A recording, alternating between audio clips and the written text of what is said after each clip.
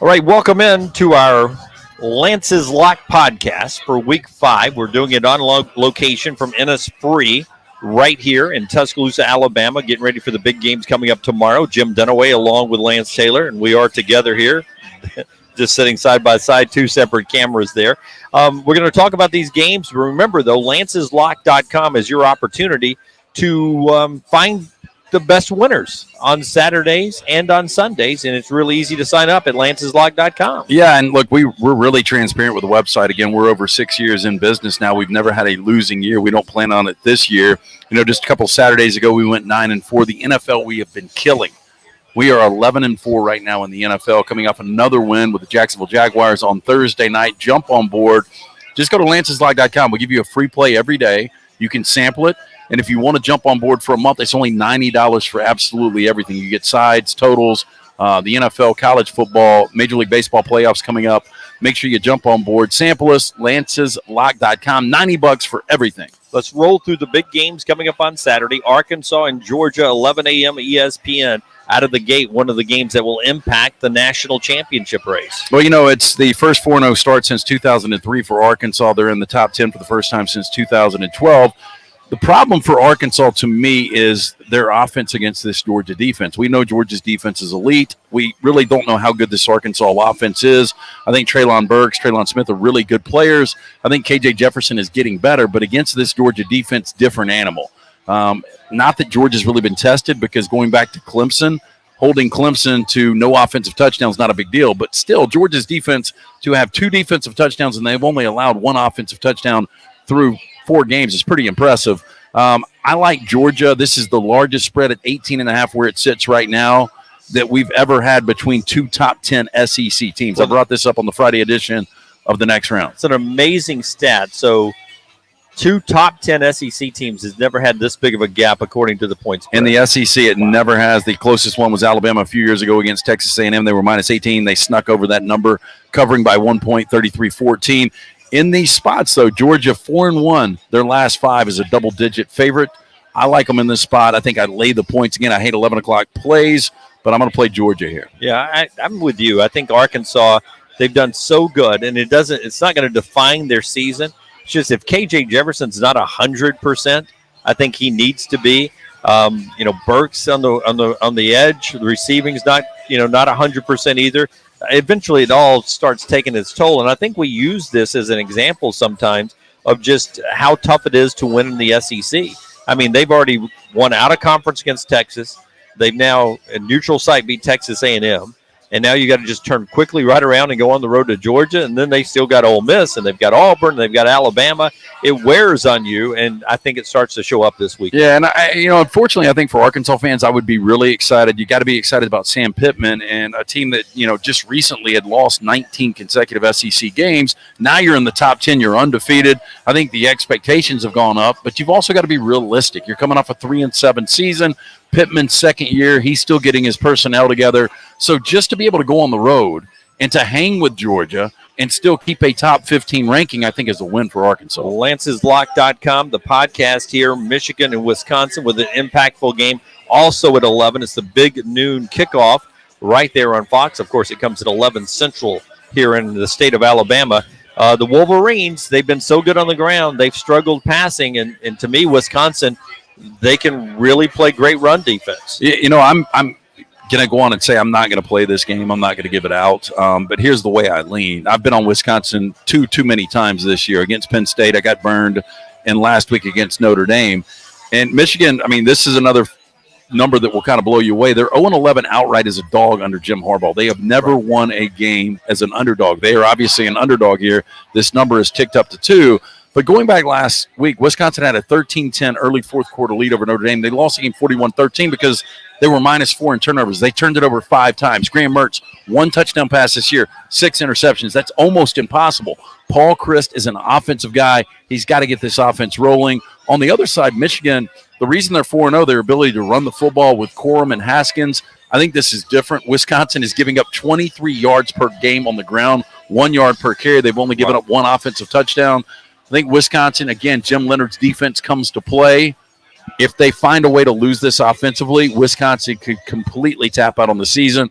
but I like Wisconsin in this spot. Again, I'm not confident enough to play it because the offense has been that bad.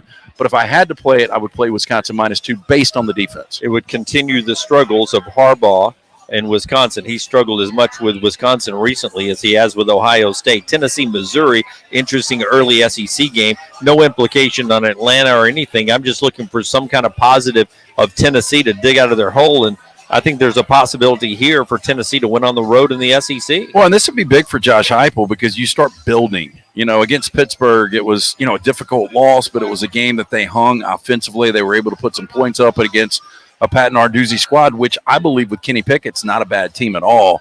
Now you've got Missouri coming in. They're coming off that emotional loss on the road against Boston College.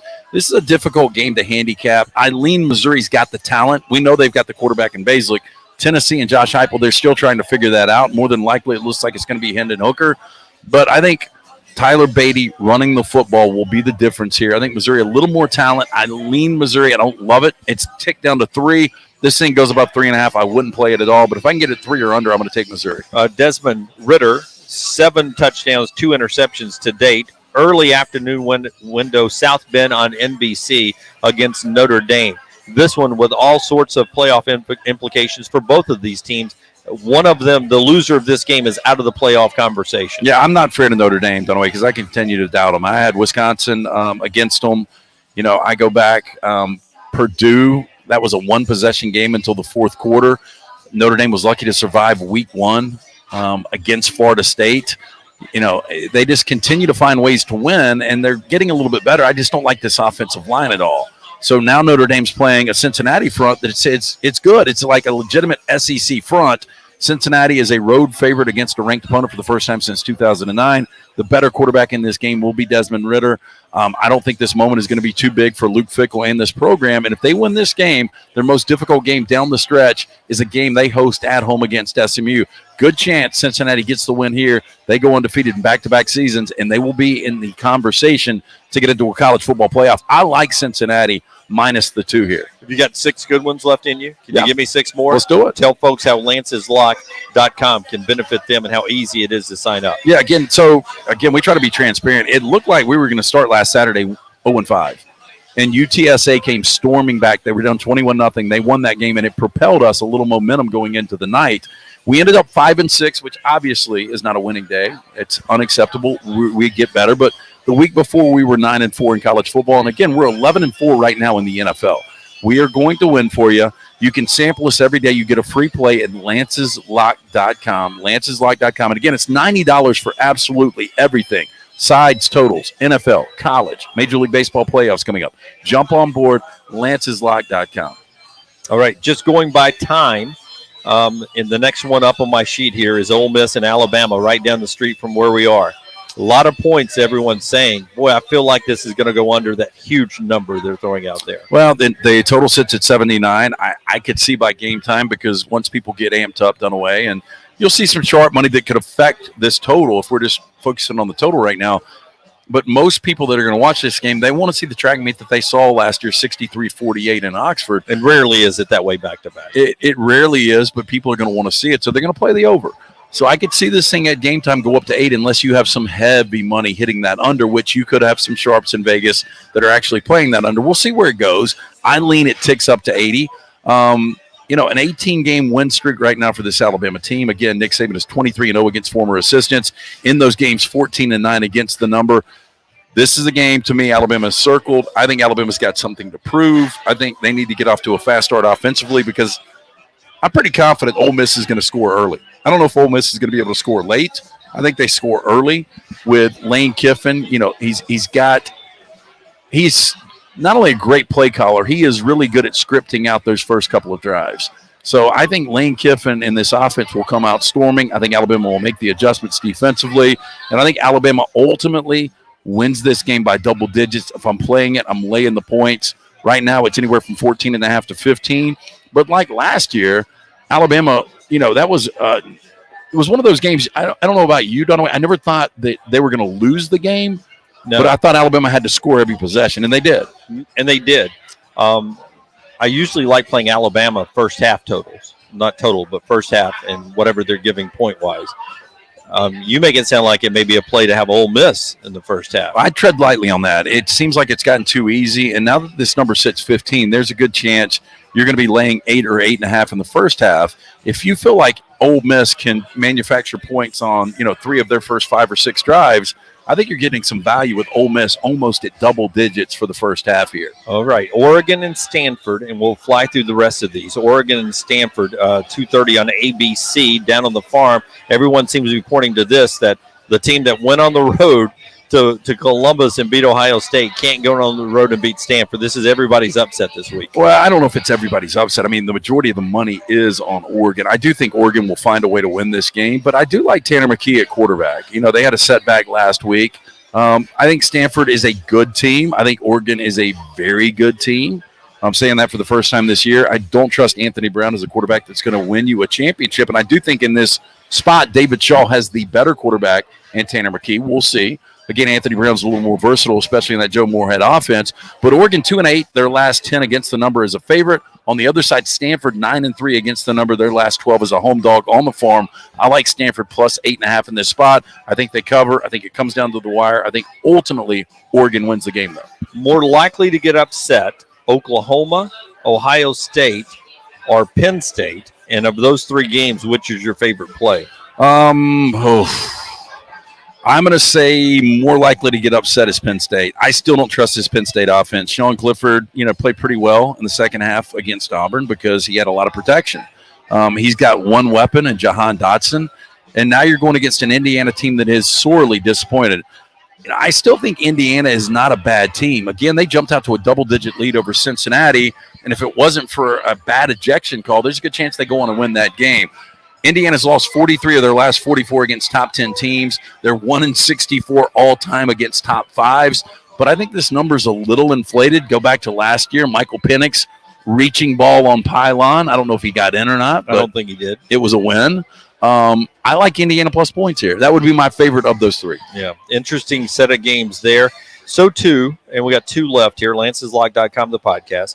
Baylor and Oklahoma State. That's an unbeaten versus unbeaten, and it's off the radar as far as the playoffs so far. But the winner of this becomes an interesting, player in the Big 12 championship race. Yeah, I do think we can almost pencil in Oklahoma. They haven't played well, but you just figure they've won 6 consecutive Big 12 championships. Even with Texas playing well? Yeah, and I don't know if I trust Texas. Texas's offense is playing well, but although this Oklahoma offense has struggled, they're going to be able to score a lot of points on Texas. I do think this is an interesting game based on the fact that Dave Aranda in year 2 has got this team undefeated. We're not really surprised that Oklahoma State is sitting in this spot. I mean, they've played some pretty tough games. Tulsa wasn't a bad team. That was a game they should have lost. Boise State on the road, they should have lost that game, but they found a way to win. And then they got better, in my opinion, against Kansas State, and they really dominated that game. Forced some turnovers. Spencer Sanders, a quarterback with a lot of experience. They're 14-7 against Baylor, against the number, since 2000. I lean Oak State. I don't love this because it's 3.5. I think it comes down to a 1-possession game. But if I had to play it right now, I'd play Oak State. Okay, Auburn and LSU. Before you tell us the last one you're going to play here on, and you may not even be playing this. It's such an LSU Mississippi State feel to this one from last week. But tell us about Lance'sLock.com. Yeah, jump on board. Lance'sLock.com. Go. We've got a free play for you every single day. Again, right now we are killing the NFL where we are 11-4, and we're going to win for you. It's as simple as that. You can sample every day with that free play at Lance'sLock.com. If you decide to join, we would appreciate that. We're in over year 6 of existence. We've never had a losing year. It's only $90 for absolutely everything. Sides, totals. This is a great Christmas gift for the gambler in your family. Go to Lance'sLock.com, lay down the credit card, try us out for a month, $90. You got nothing to lose. We're going to win for you. Auburn, LSU, do you have a play on that one? Is it too close to call because we don't know who's playing quarterback, this, that, and all that? Yeah, Auburn 0-5 against the number as a dog the last 2 years. This number is sitting at 3. It's ticking down. So it looks like there's some late smart money coming on the Auburn Tigers. I don't know how you do that, not knowing who your quarterback is. Not that you've got a great option if you're Brian Harsin and Mike Bobo. Does it even matter? They're the same guys almost, it seemed like. I think it matters from this perspective. I think one of two things, Dunaway. I think TJ Finley could come in overhyped, missing guys a little bit high maybe, throws a couple of picks. On the other side, I know how Bo Nix plays on the road in the SEC. I fully expect to get bad Bo in this situation, especially getting benched and really pressing.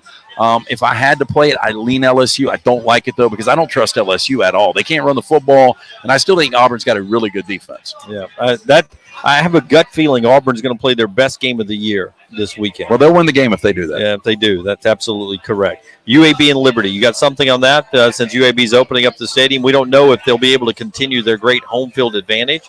You would expect they would, though. I'm back and forth on this game. I had a conversation yesterday with the guys in Memphis, and I told them I leaned Liberty, especially coming off the loss to Syracuse. You kind of wish Liberty would have won that game, and I'd feel better about UAB. Today, I felt UAB a little bit. I think I'm going to completely stay away from this game. Just enjoy the scenery of the new stadium. Yeah, I think it's going to be a really good, fun game back and forth, and you're going to see, one of the elite quarterbacks in college football right now in Malik Willis. They're going to be able to score. On the other side, I think Liberty's going to give up some points. I mean, I think this could end up being a shootout. How about that? Look forward to that new stadium opening up and looking forward to a great week 5 of college football. That's the Lance's Lock podcast right here on our Next Round Double Down Media family of networks.